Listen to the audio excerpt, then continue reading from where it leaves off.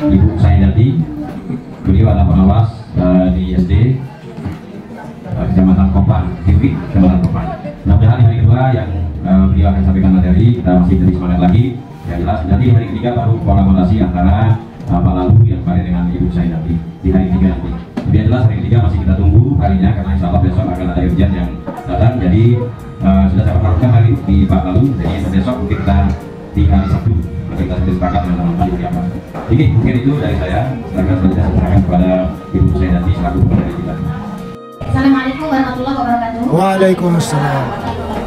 Alhamdulillahirrahmanirrahim. Wassalatu wassalamu ala rasulillah wa ala alihi ajma'in.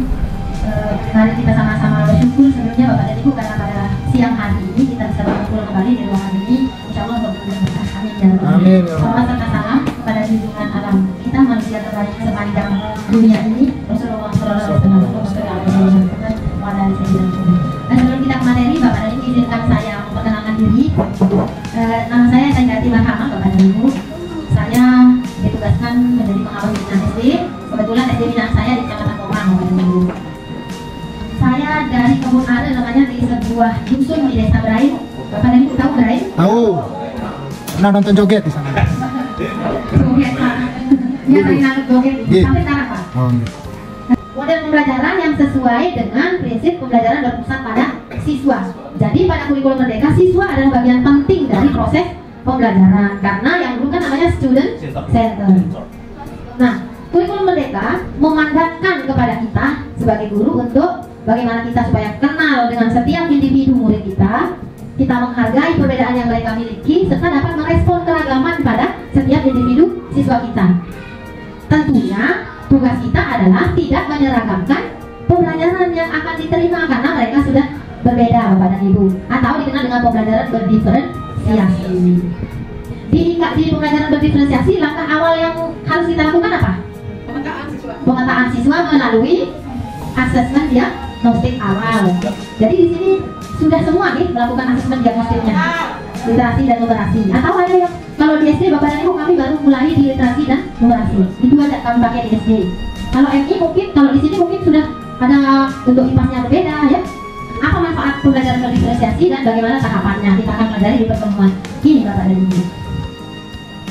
Kalau di sini itu belajarnya guru kelas Bapak dan Ibu, apa guru mata pelajaran? Kelas dan guru mata pelajaran. Baik, ini banyak ya, saya cuma bawanya 3.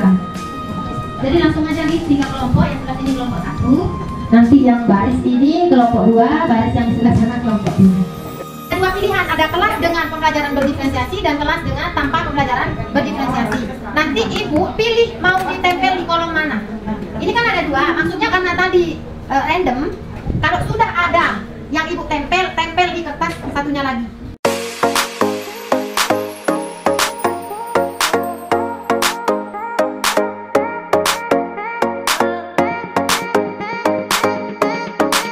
Penyesuaian pembelajaran dapat dilakukan pada materi, metode, dan pada pengelolaan proses pembelajaran dan juga penilaian hasil belajar. Jadi kenapa kita sesuaikan Bapak dan Ibu? Kita sesuaikan apa? Materi, metode, pengelolaan pembelajaran, dan cara penilaian hasil belajarnya. Apa yang kita identifikasi dari anak sebelum memulai pelajaran berdiferensiasi? Kemampuannya, kebutuhannya, karakteristik belajar termasuk minat dan gaya belajarnya. Cuma diulas-ulas sedikit Bapak dan Ibu. Nah, ini untuk mendapatkan gambaran awal, mari kita sama-sama saksikan video ini. Belum lewat, belum kita nilai ini. Ini kan pengetahuan awal Bapak dan Ibu sebelum kita masuk materinya. Kita saksikan video ini bersama-sama.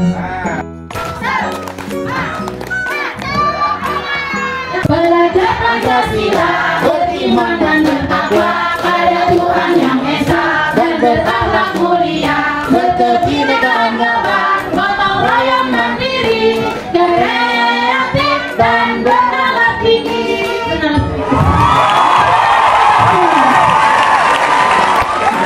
Di sini konsep pembelajaran berdiferensiasi. Kita ketahui dulu berdiferensiasi itu artinya perbedaan. Dimana kita ketahui anak didik kita itu tidak ada yang sama, walaupun dia lahir dari ayah dan ibu yang sama. Setiap anak didik mempunyai bakat, minat, dan gaya belajar masing-masing. Oleh sebab itu kita selaku pendidik sebelum kita membuat sebuah modul ajar, sebaiknya kita melakukan asesmen yang namanya asesmen diagnosis. Di mana asesmen diagnosis ini ada dua, ada yang bersifat kognitif, ada yang non kognitif. Yang kognitif ini maksudnya asesmen yang ditujukan untuk mengetahui sejauh mana anak didik kita itu menguasai sebuah materi pelajaran yang akan kita ajarkan. Sementara untuk asesmen yang non diagnosis itu tujuannya adalah untuk mengetahui gaya belajar anak didik kita di rumah dan juga untuk mengetahui bakat minat yang mereka miliki. Itu sebelum kita akan membuat sebuah modul ajar. Nah, dari video tadi bisa saya tangkap bahwa ada beberapa anak yang masing-masing anak itu memiliki kemampuan ataupun perbedaan di dalam menangkap sebuah pelajaran. Kita ketahui bahwa gaya belajar anak itu ada yang bersifat audio, ada yang bersifat visual, ada yang bersifat audio visual.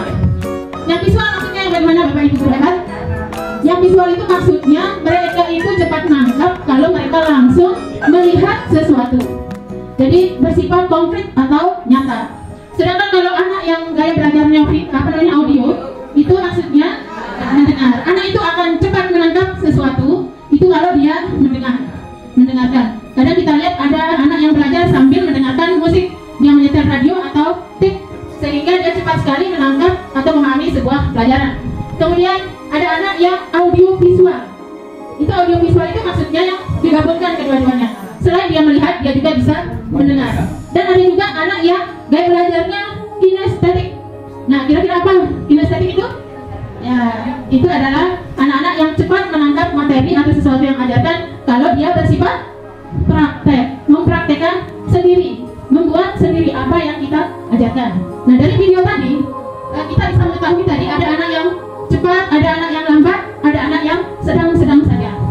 Oleh sebab itu di dalam kurikulum Merdeka kita itu dituntut untuk seperti yang saya bilang tadi adalah melakukan asesmen terlebih dahulu sebelum kita membuat sebuah modul ajar untuk mengetahui apa saja yang akan kita berikan. Karena perlakuan kita di dalam kelas itu tidak mungkin sama. Karena anak-anak itu kan memiliki perbedaan. Yang satu ada yang cepat sekali nangkap, ada yang sedang-sedang saja, dan ada yang slow atau yang lambat. Oleh sebab itu, itulah makanya dinamakan dengan pembelajaran berdiferensiasi. Sehingga kita dituntut seorang guru itu untuk memberikan layanan kepada didik kita sesuai dengan bakat, minat, dan gaya belajar mereka masing-masing. Demikian mungkin Bu, ada yang perlu? Terima kasih. Ada yang mau menambahkan Bapak Ibu terkait dengan hal menarik yang dari video tadi? Silakan.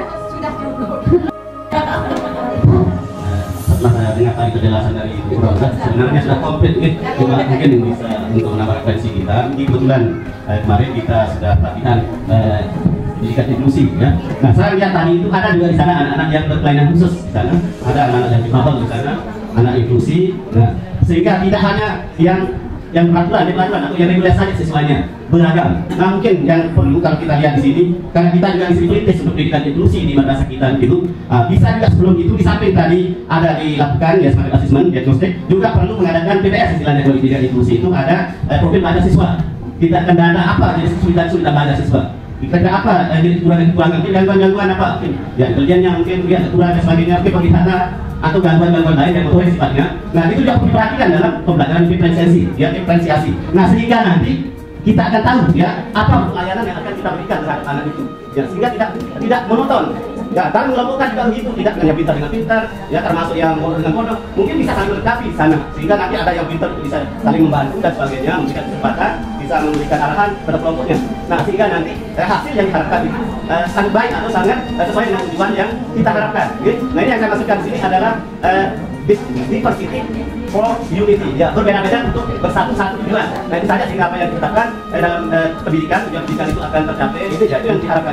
Sehingga mungkin saja mungkin. Terima kasih. Jadi Bapak dan Ibu jelas ya sudah disampaikan oleh Ibu sama Bapak. Tadi juga kaitannya dengan video yang menjadi fokus kita adalah tujuan pembelajaran.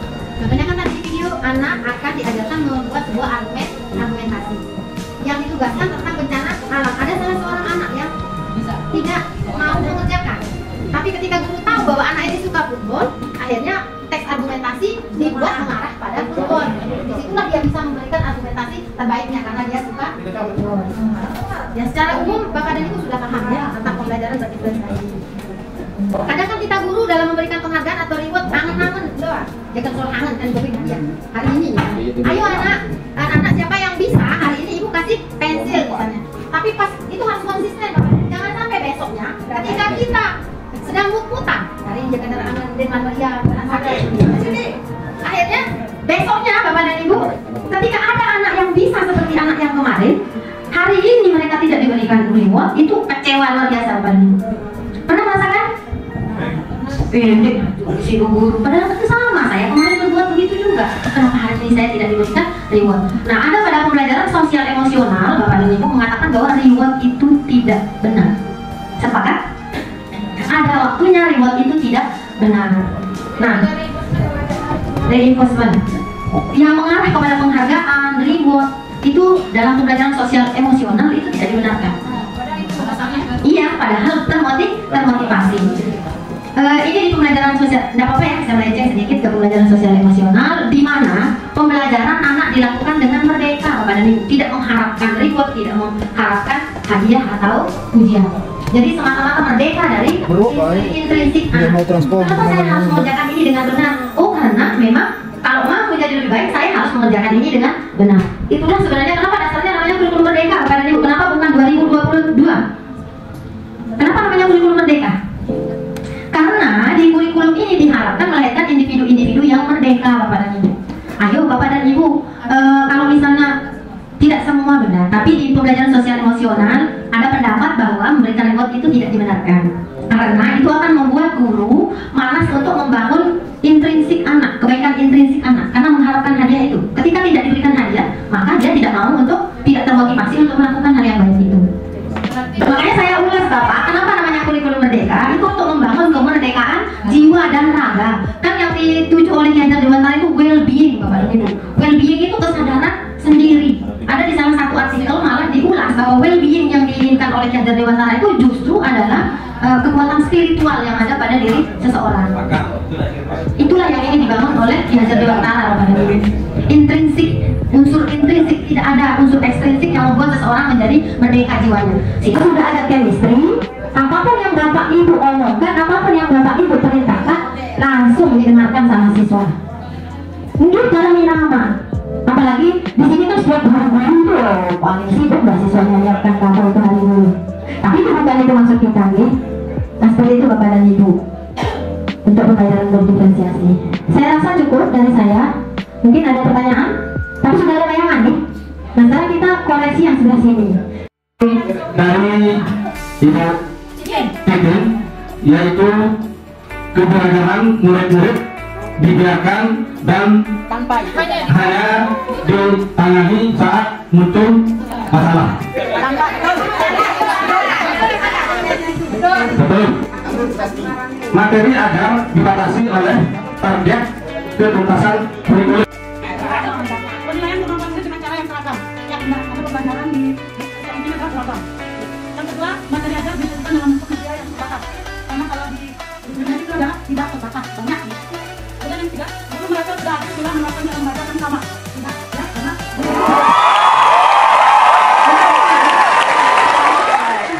Bref, Ishoma dulu.